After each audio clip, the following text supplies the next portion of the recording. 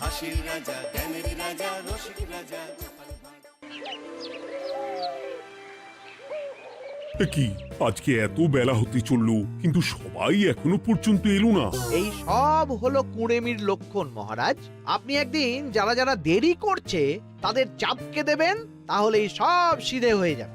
আর বলবেন না মহারাজ, আজকে গিন্নি কাঁচা লঙ্কা দিয়ে কুচো চিংড়ির ঝালটা যা বানিয়েছিল না, খেতে খেতে দেরি হয়ে গেল। গোলগাপ্পি দেওয়ার আর জায়গা পাও না না? বিশ্বাস করুন, সত্যি খুব ভালো রান্না করেছিল গিন্নি, তাই আবার আরেক হাঁড়ি ভাত চড়াতে বললাম। আর সেটা খেয়ে আসতেই তো দেরি হয়ে গেল। আরো এক হাঁড়ি? মহারাজ কিছু মনে করবেন না, এই পাঠশালা বন্ধ করে সব গুছিয়ে তাপে এলাম। সুপ্রভাত মহারাজ। সুপ্রভাত মহারাজ। প্রভাত আজকে আর শুনেই, তোমরা সবাই এত কুঁড়ে হয়ে গেছো যে কি বলবো। মহারাজ, এই কুড়েমির আসল কারণ হচ্ছে চর্বি। কথায় আছে, যত বেশি চর্বি তত তাড়াতাড়ি মরবি। আপনি কি বলতে চাইছেন মন্ত্রী মশাই, যে আমি তাড়াতাড়ি মরে যাব আর আপনি মজা দেখবেন? ঠাকুর ঘরে কে, আমি তো কলা খাইনি ব্যাপার হয়ে গেল। গোপালের একদম মোক্ষম জায়গায় আঘাত লেগেছে, যাকে বলে ওই আঁতে ঘা। তুমি বেশি কথা বলো না বৈদ্য, ছুঁচ করে চালুনির বিচার। হ্যাঁ, বৈদ্য তো দেরি করেই এসেছে। আমার মনে হয় প্রত্যেককে এমন ভাবে প্রশিক্ষণ দেওয়া দরকার যাতে তারা একটু চনমনে হয়ে ওঠে। হ্যাঁ মহারাজ, তাহলে আগামীকাল থেকেই শুরু হোক ব্যায়াম আর অস্ত্র শিক্ষা। হ্যাঁ, কুঁড়ে থাকলে রাজ্যের কোনো বিপদ আপদেই সভাসদেরা কাজে আসবে না। ঠিক বলেছেন মহারাজ। তাহলে আর দেরি কেন, চলো সবাই এখনই আমরা মাঠে যাই। এই তো মহারাজ ভরপেট খেয়ে এলাম, এখনই মাঠে? ওসব অজুহাত দিয়ে লাভ নেই, চলো চলো চলো।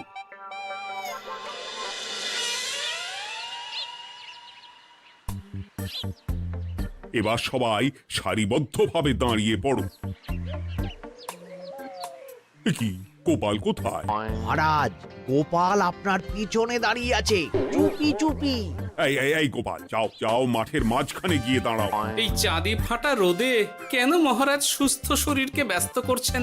এইসব বাজে কথা শুনতে চাই না। শুয়ে বসে থেকে শরীরের কি অবস্থা করেছো? শরীরের নাম মহাশয়, যা সবে তাই সয়। তুমি যাবে না, তোমাকে এক্ষুনি বরখাস্ত করব। কি জ্বালা! যেখানে আমার সব কাজ বুদ্ধি দিয়েই হয়ে যায়, সেখানে গায়ের জোরের কি দরকার? হ্যাঁ, এই গোপাল, আমি 1 থেকে 3 অব্দি গুনবো, তারপরে সবাই এই মাঠের ধার বরাবর 5 বার পাক দিয়ে দৌড়বে। ঠিক আছে মহারাজ, আমি প্রস্তুত। আমি রোগা পটকা আছি, কোনো সমস্যাই হবে না। হয়ে গেল। সবাই প্রস্তুত? 1 2 3। কি হলো গোপাল, দৌড়াও দৌড়াও। মহারাজ, এর থেকে বেশি জোরে পারবো না। আই, কে আছো? একটা কঞ্চি দাও। এই সেরেছে। বেশ হয়েছে, বেশ হয়েছে। ব্যাটার এবার চর্বি কমবে। কি হলো গোপাল? হ্যাঁ, হয়ে গেল? হ্যাঁ?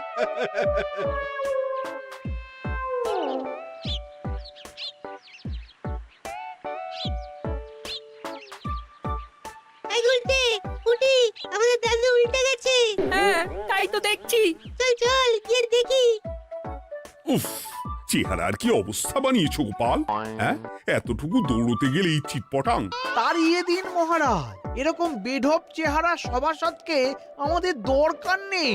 না না, তা বললে হবে নাকি গোপাল? তুমি এক্ষুনি বাড়ি চলে যাও, কালকে আবার মাঠেই দেখা হবে। এই দাদু, বাড়ি চলো। ওরে বাবারে!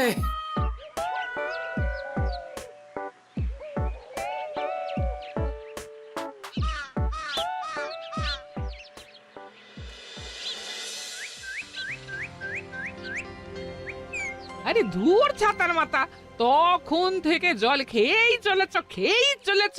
কি হয়েছে সেটা বলবে তো? শরীর চর্চা হয়েছে, শক্তি খরচা হয়েছে, আর পারছি না। উফ, বাপরে বাপ, কি পায়ে ব্যথা! এই জন্যেই আমি বলি বাপু, একটু বপুটাও নড়াও, কিন্তু কার কথা কে শোনে? ওরে বাবা, অকারণে সুস্থ শরীর ব্যস্ত করব কেন বলো তো? বেশি নড়াচড়া করলেই আয়ু কমে যায়। তোমার এই বাজে কথা কোন শাস্ত্রে লেখা আছে শুনি? শাস্ত্রে কেন যাব, বাস্তবে জলজ্যান্ত উদাহরণ আছে।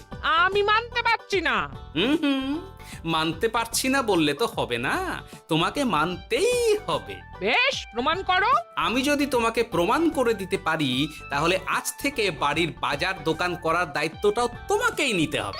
দিদা, তুমি তো ফেঁসে যাবে, দাদুর সঙ্গে বাজি লড়বে না। এই বাদ দে তো, তোর দাদু আগে প্রমাণ করুক যে বেশি নড়াচড়া করলে বয়স কমে। হ্যাঁ তাহলে বাজি? হ্যাঁ, বাজি। আচ্ছা ঠিক আছে, বেশ। তুমি তুমি একটা পশুর নাম বলো তো, যারা খুব তাড়াতাড়ি দৌড়য়। ঘোড়া, হরিণ, চিতাবাঘ আরো আছে।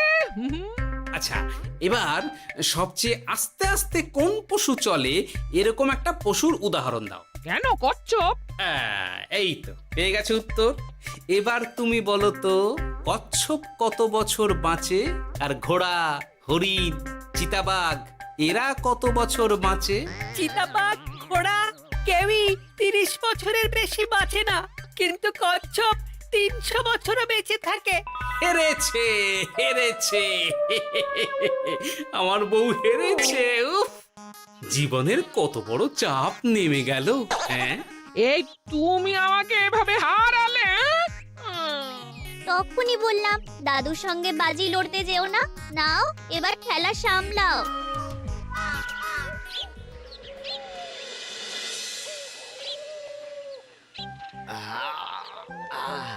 আরো ভালো করে মালিশ কর। আজকে ছোটাছুটি করে পা দুটো বেশ ব্যথা ব্যথা করছে। কালকে তো আবার অন্য পরীক্ষা। আরে আমার হালকা চেহারা আছে, সব সামলে নেব।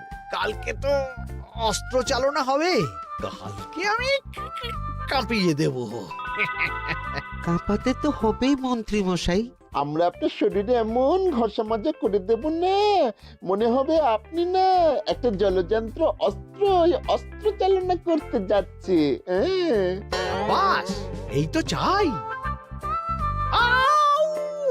বাবারি, আস্তে আস্তে। আরে বাবা, আপনার তো ইস্পাতের শরীর, ভাঙবে তবু মচকাবে না। চিন্তা করছেন কেন? ভয় পাবেন না, ভয়কে জয় করতে হবে। আরে আরে আরে, তোরা আমার কথাটার সাথে করছিসটা কি? মানুষটা মরে যাবে তো। চিন্তা করো না গিন্নি। বাবা, ওরা বলেছে আমার ইস্পাতের শরীর, ভাঙবে তবু মচকাবে না। একবার এই বুড়ো বয়সে হাত পা ভাঙলে কে সামলাবে শুনি? মন্ত্রী মশাই, আমাদের বকশিসটা দিয়ে দিন, আমরা কেটে পড়ি। বাবারে বাবা, দিচ্ছি। এনে এত খাটানোর পরে এতেই এখন খুশি থাক। হ্যাঁ,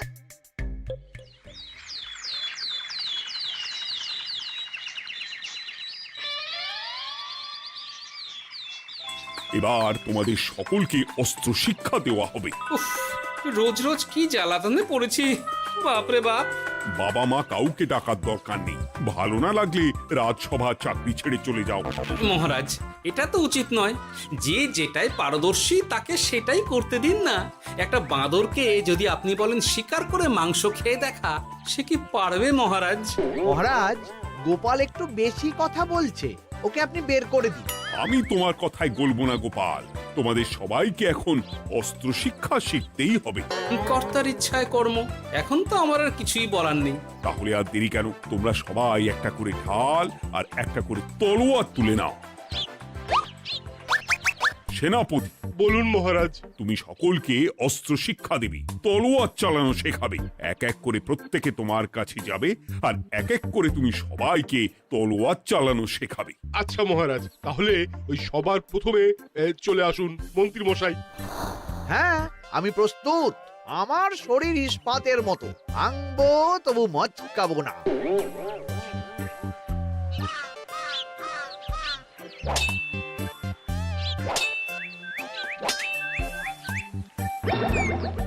কি কেমন দিলাম? অত সহজ নয় সেনাপতি। আমি মন্ত্রী এমনি এমনি হইনি, আগে অস্ত্র শিক্ষা শিখে তবে মন্ত্রী হয়েছি। এটা কি হলো? হ্যাঁ, আপনি অস্ত্র শিক্ষায় পারদর্শী, কিন্তু আরো বিচক্ষণ হতে হবে। কারণ আজকে এই পাগড়ির জায়গায় আমি যদি তলোয়ার আপনার গলার দিকে চালাতাম, তাহলে কিন্তু আপনার এই ভবলীলা এখানেই সাঙ্গ হয়ে যেত। ঠিক আছে ঠিক আছে, মনে রাখবো। এবার বাকিদের তো ডাকো। হ্যাঁ, এরপরে তলোয়ার চালানো শিখতে আসবে গোপাল। গোপাল দাদু, গোপাল দাদু। বাবা বাবা বাবা, গোপাল তুমি আবার দল বল নিয়ে এসেছো। দেখি তোমার কত দম। গোপাল, তুমি প্রস্তুত হও। হ্যাঁ হ্যাঁ, আমি প্রস্তুত। ওরে বাবারে, এ তো ভয়ানক চাপের কাজ, আমাকে বেশ বেগ পেতে হচ্ছে। সামলাও গোপাল।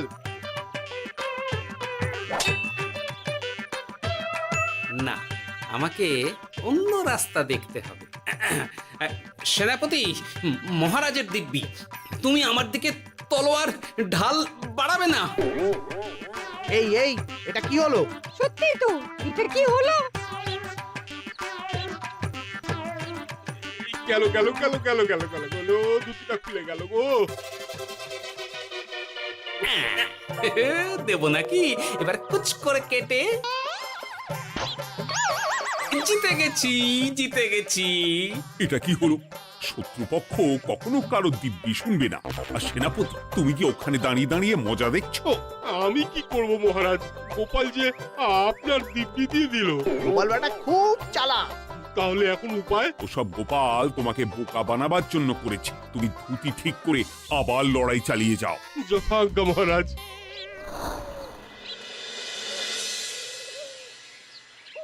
কিরে ন্যাপলা, তোদের দিদা আমার জন্য কি রান্না করে পাঠিয়েছে রে? এই তো ভাত, আলু সেদ্ধ, এই পুঁই শাকের ঝোল আর রুই মাছের ঝাল।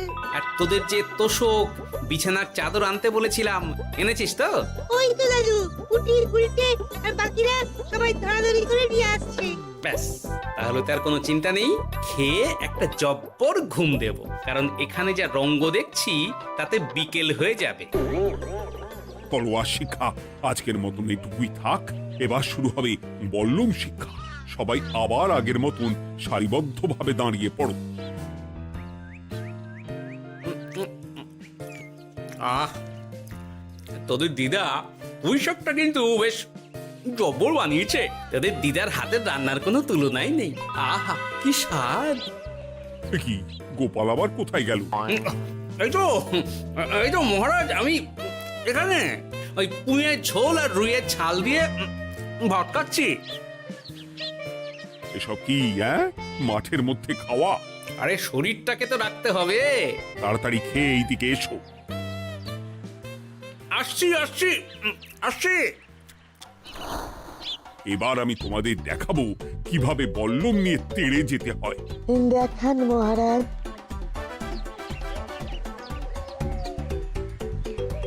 এ তো খুবই সোজা মহারাজ। ঠিক আছে, তাহলে বল্লম নিয়ে তেড়ে যাও দেখি।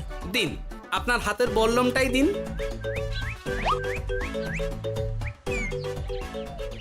আরে আরে, গোপাল তো মাঠ থেকেই চলে গেল। আমি ডেকে আনছি মহারাজ। আরে আরে, ও গোপাল, গোপাল, মহারাজ ডাকছেন। থামো থামো। মহারাজ বলেছেন বল্লম নিয়ে তেড়ে যেতে।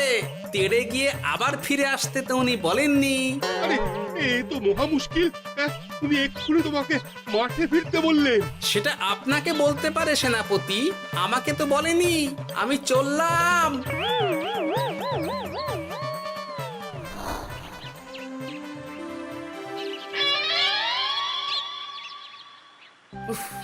বাবা রে বাবা, কি ঝক্কি! অনেক বুদ্ধি করে মাঠ থেকে খাটে চলে এসেছি। আমি আর উঠছি না। এ কি বলি, তোমাদের তো এখন অস্ত্র শিক্ষা নেওয়ার কথা। হ্যাঁ, তোমার বলা নেই, কোয়া নেই, অমনি বাড়ি চলে এলে। আরে বাবা, ওইসব অস্ত্র শিক্ষা মানেই সুস্থ শরীরকে ব্যস্ত করা, অসহ্য খাটনি, অযথা কষ্ট। কষ্ট করলে তবেই কেষ্ট পাওয়া যায়। হ্যাঁ, তোমায় আমি আগেও বুঝিয়েছি, যেখানে বুদ্ধি কথা বলে সেখানে দেহের শক্তি নীরব দর্শক গিন্নি। আরে বাবা, সে না হয় বুঝলাম, কিন্তু মহারাজ তো ভালোর জন্য সবাইকে অস্ত্র শিক্ষা দেওয়ার চেষ্টা করছে না? আরে বাবা, যার যা কাজ তাকে সেটা করালেই পারে। মহারাজ তো সেটা বুঝতেই চাইছেন না। আমি এখন ঘুমোবো।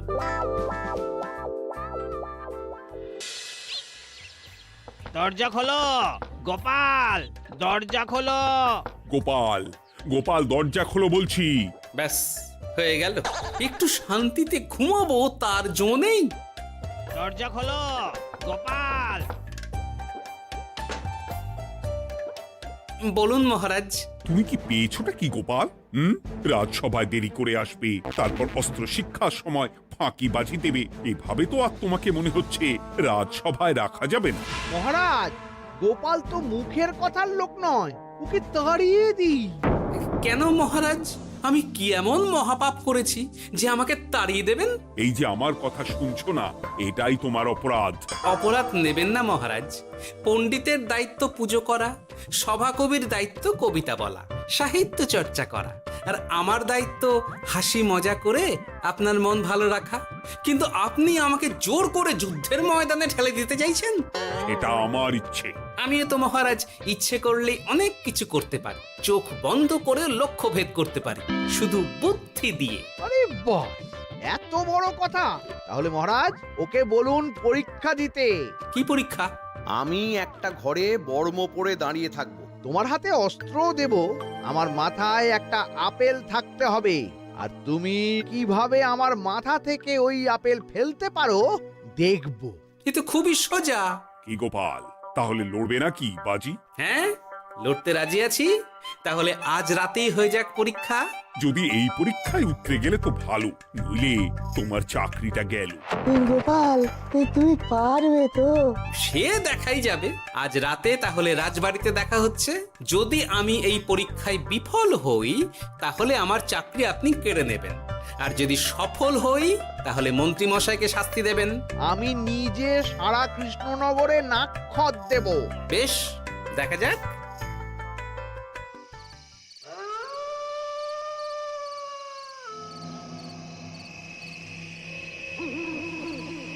কি মন্ত্রীমশাই, ব্যবস্থা সব ঠিকঠাক হয়েছে তো?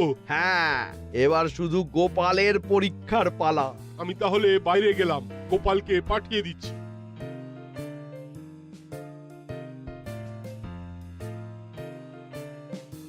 এবার যাও গোপাল, ঘরের ভিতরে যাও, দেখি তুমি কি করে মন্ত্রীর মাথা থেকে আপেল ফেলতে পারো। আপনি তো শুধু আমার চোখ ঢেকেছেন, আমার নাক মুখ কানও ঢেকে দিন, যাতে ঘ্রাণেন্দ্রিয় শ্রবণেন্দ্রিয়েরও সাহায্য না নিতে পারি। বেশ, তাহলে তাই হোক। আই, কে আছো? গোপালের মুখ নাক আর কান ঢাকো। যথা আজ্ঞা মহারাজ। একটু মোটা কাপড় দিয়ে নাক মুখ ঢাকো, হ্যাঁ, যাতে সেভাবে আপেলের গন্ধ না পাই। বেশ বেশ।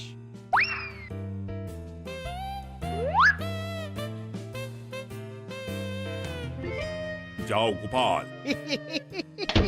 গোপাল, এবার তোমার চাকরি গেল। এবার তুমি কি করবে? কি করবে? দৌড় ঝাঁপে ফাঁকিবাজি? হ্যাঁ?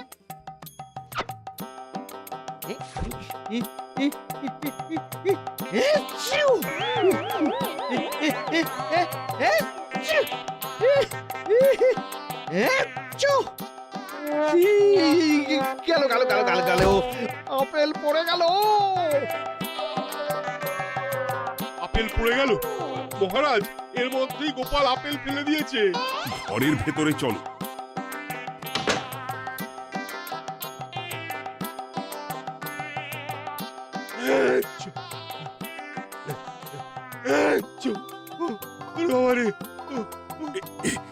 কি ওরে বাবারে বাবা, কি ঝাঁজ! ওরে বাবারে বাবা। কি মহারাজ, দেখলেন তো গোপালের চমক? অস্ত্র ছাড়াই আপেল ফেলে দিলাম। কি, এটা তো তুমি নীতি বিরুদ্ধ কাজ করেছো। সারা ঘরে নস্যি ছড়িয়ে দিয়েছো। মহারাজ, হাঁটতে গিয়ে আপেল পড়ে গেছে। এবার সারা কৃষ্ণনগরে নাক্ষত দিতে হবে। সত্যি সত্যি গোপাল, বুদ্ধি তো তোমার জুড়ি মেলা আভার। আমার নাম গোপাল ভাঁড়, একটা কথা মনে রাখবেন, কেউটে সাপের লেজে পা দেবেন না, আর গোপালের কাজে বাধা দেবেন না। যে কাজ বুদ্ধি দিয়ে করা যায় তার কাছে শক্তি ছোট্ট শিশু মাত্র। সত্যি গোপাল, আজ তুমি সেটাই প্রমাণ করে দিলে। আর আজ থেকে তোমাকে তোমার ইচ্ছার বিরুদ্ধে খাটাবো না। তুমি খাও দাও, ভুড়ি বানাও। যার যা কাজ সে তাই করবে। যেমন এখন মন্ত্রী মশাই নাক্ষত দেবেন। হ্যাঁ, ভুল করে বাজি ধরে ফেলেছি, এখন নিজেই চাপে পড়ে গেলাম। তাহলে আর দেরি কেন? নাক্ষত এখন থেকেই শুরু হোক। কৃষ্ণনগরের রাস্তা শেষ হতে হতে সকাল হয়ে যাবে।